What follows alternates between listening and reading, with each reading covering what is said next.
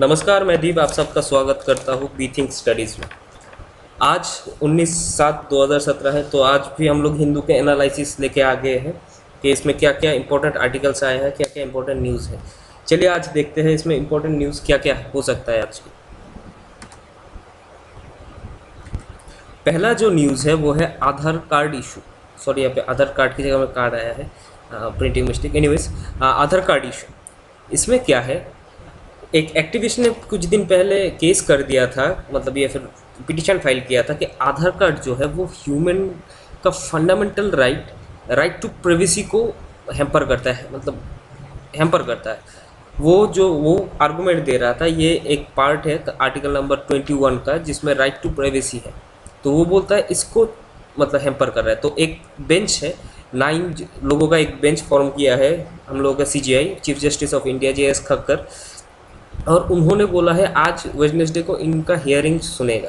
That means ये क्या कहना चाहते हैं और ये डिसाइड करेगा वेदर ये फंडामेंटल ह्यूमन राइट को हैम्पर करता है और इंडिया के बेसिक कॉन्स्टिट्यूशनल स्ट्रक्चर को हैम्पर करता है कि नहीं। ठीक है, तो ये जो डिस्कशन है वो उन्होंने जो आर्गूमेंट दिया है वो सिंपल है कि आर्टिकल नंबर 21 के दौरान राइट टू प्राइवेसी को ये हैम्पर कर रहा है, इसको मतलब ये राइट टू प्राइवेसी को हटा दे रहा है, क्योंकि आधार कार्ड में आप जानते हो A to Z बायोमेट्रिक से लेकर सारे इन्फॉर्मेशन दिया हुआ रहता है।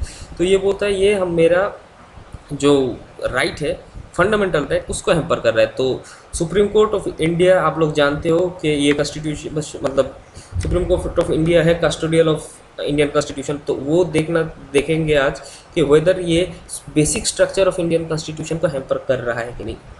जो 9 जजेस का ये बेंच फॉर्मेशन हुआ है, उसमें जो चीफ है वो है chief justice of India JS Khakhar, इसके बाद है जस्टिस चेलामनेश्वर, इसके बाद ऐसे भोसले, ऐसे Bobde RK Agrawal, Rohinton Fali Nariman, AM Sapre, DY Chandrachud, Sanjay Karnan Paul और S अब्दुल्ला नज़ीर। ये 9 जो जस्टिस है वो लोग इकट्ठा एक बेंच फॉर्मेशन किए हैं और आज ये हियरिंग सुनाई देगा। तो आगे बढ़ते हैं, दूसरा जो न्यूज़ है वो है China wants India for transparency.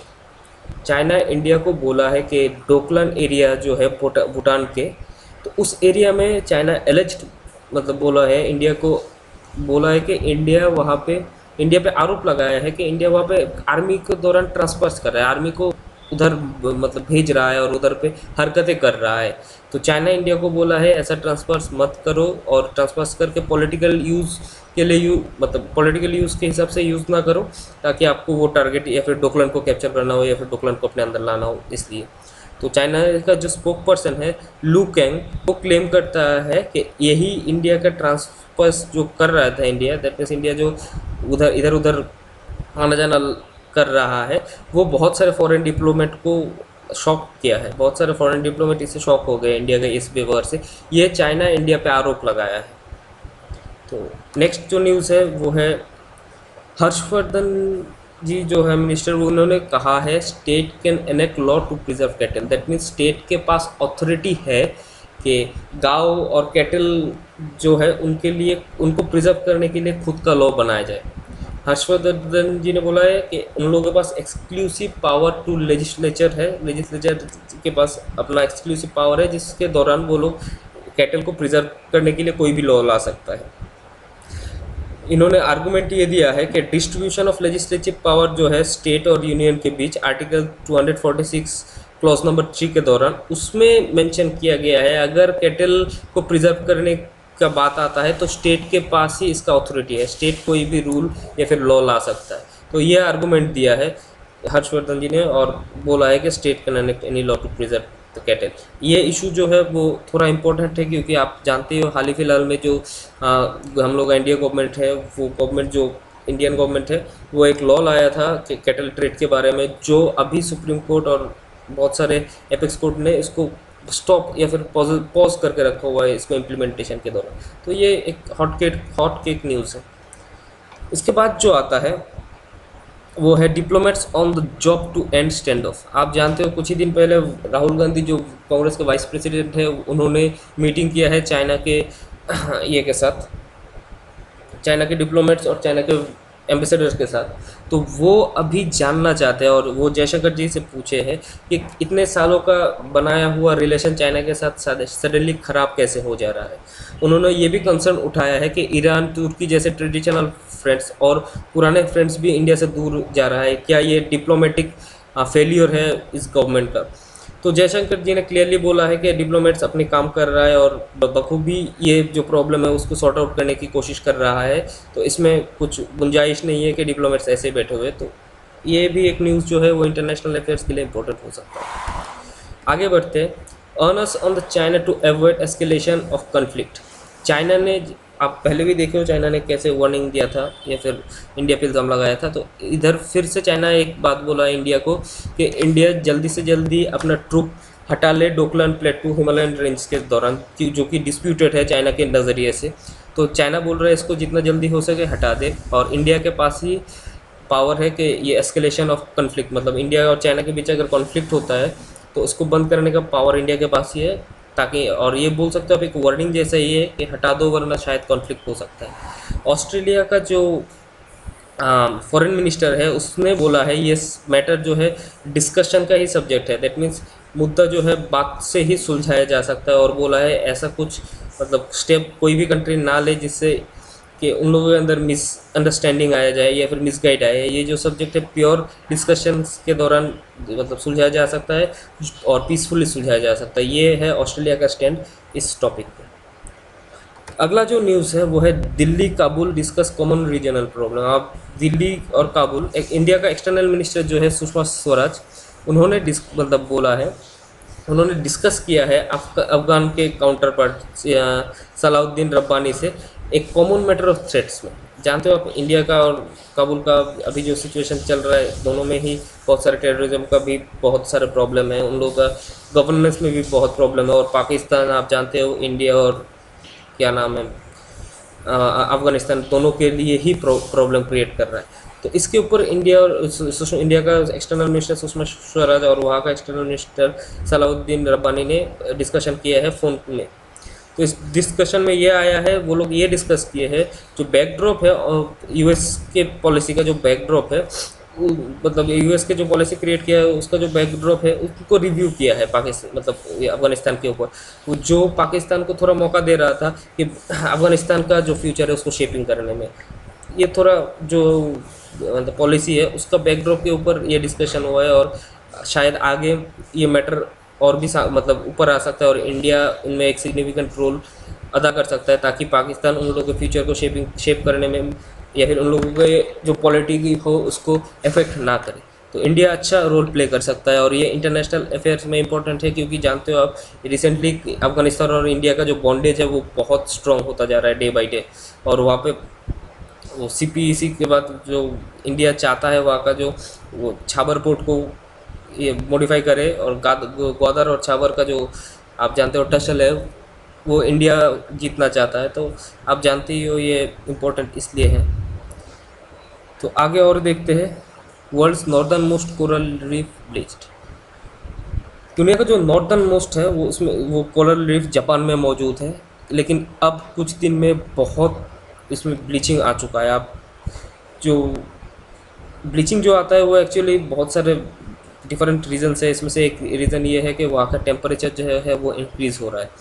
ये ब्लीचिंग जो है वो दिखाई दिया है जापान के टोयोटामा में, जो सुशमयनिक आइलैंड में है, जो 1000 किलोमीटर दूर है टोक्यो से। ये one of the largest area है जापान का जिसमें मतलब कोरल रीफ पाए जाते थे। तो इसमें 30% से भी ज़्यादा जो कोरल रीफ है उसमें इफेक्ट आ गया है, ऑलमोस्ट 30%।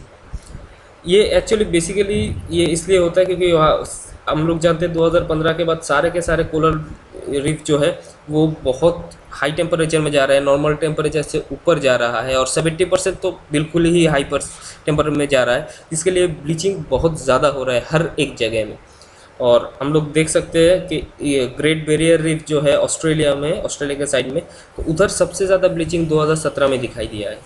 तो ये एक कंसर्निंग मतलब सिचुएशन आ गया है, और भी सब ब्लीचिंग दिखाई गया है। जो सब ट्रॉपिकल एरिया है कोरिना वांग चेन जो आइलैंड ऑफ जापान में, दैट मीन्स कोरिना वांग ये आइलैंड का जो चेन है उधर भी बहुत सारे कोरल रीफ्स पाए जाते थे, लेकिन उसमें भी ह्यूज नंबर ऑफ ब्लीचिंग दिखाई दे रहा है।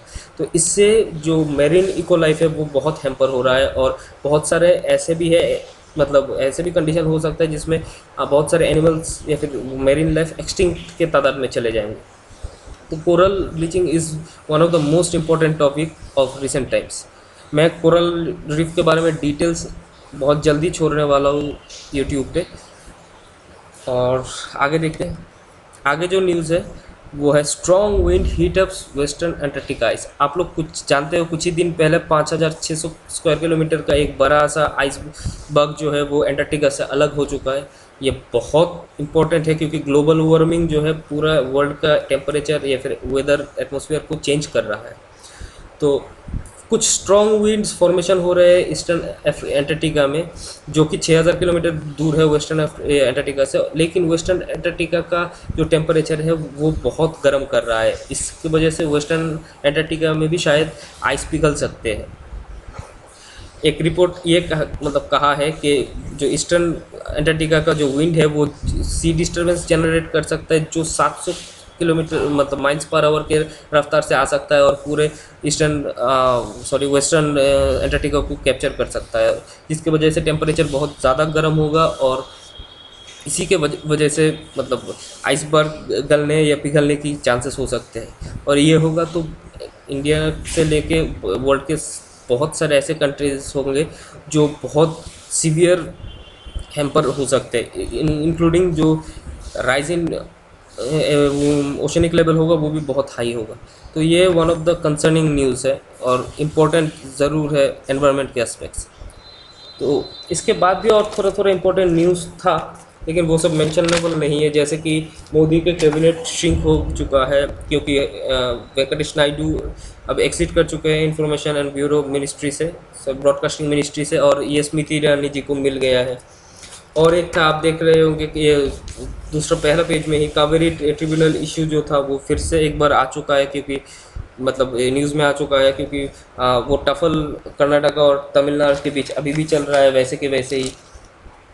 इसके बाद और इम्पोर्टेंट न्यूज़ जो है वो है जीएसटी फैब्रिक्स पे कुछ सेस नहीं लगाया है, फैब्रिक्स में 0 सेस है, और इसीलिए ऑर्गेनाइज़र लोग भी इतना नाराज़ नहीं है। जो मैन्युफैक्चरिंग यूनिट है वो लोग नाराज़ नहीं है क्योंकि उन लोगों का डिमांड यही था कि फैब्रिक में कोई सेस ना लगाया जाए। तो ऐसा ही गवर्नमेंट ने किया और फैब्रिक में कुछ सेस नहीं लगाया है। इसके बाद एयर इंडिया इसलिए डिसइन्वेस्टमेंट कर रहा है क्योंकि उन लोगों के पास 50,000 करोड़ का डेप्थ हो चुका है, लेकिन वो अपने एम्प्लॉयज़ को कोई भी प्रॉब्लम में मतलब छोड़ेंगे नहीं। तो ये था बेसिक न्यूज़ हिंदू के। अब एडिटोरियल पार्ट में भी आज बहुत सारा इंपॉर्टेंट न्यूज़ आया हुआ है।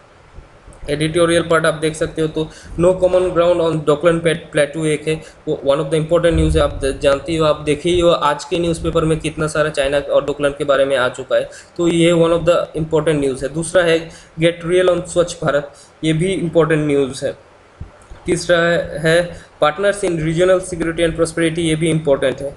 इसके बाद जो इम्पोर्टेंट न्यूज़ एडिटोरियल में है, we are slow to adopt science for conservation, ये भी इम्पोर्टेंट है कि जानते हो आप लोग एनवायरनमेंट आज इस बार यूपीएससी में कितना कंसर्न रखता है, और इसमें एनवायरनमेंटलिस्ट ने अपना जो मुद्दा है, बात है, वो रखा है कि कैसे इंडिया को गवर्नमेंट को हैंडल करना चाहिए कंजर्वेशन को, और कैसे पॉलिसीज़ बनाया जाए और कैसे पॉलिसीज़ से ज़्यादा एक्शन लिया जाए और साइंटिस्ट को इन्वॉल्व किया जाए। तो ये भी एक इम्पोर्टेंट न्यूज़ है।